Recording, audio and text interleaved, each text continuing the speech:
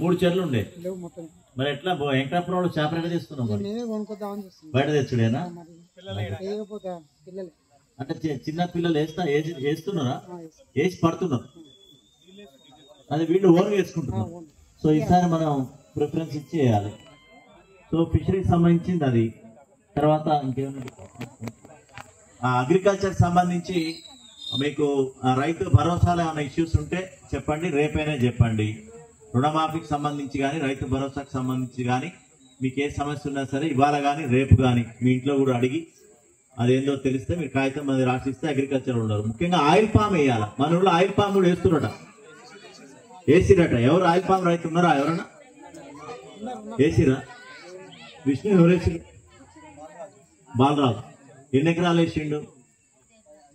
5 ఎకరాలు వేసిండు అసలు ఈ వరి కంటే ఆయిల్ పామ్ మంచిది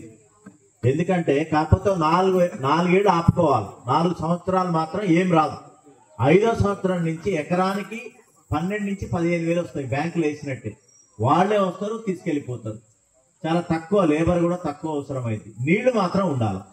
నీళ్లు లేకపోతే మాత్రం పంట రాదు దిగుబడి రాదు మన ఊళ్ళో బాగా చౌట్ నేల కాబట్టి ఇది కష్టం నీళ్ళైతే ఉన్నాయా బోర్లు పడటం కానీ వాటర్ ఉన్నాయి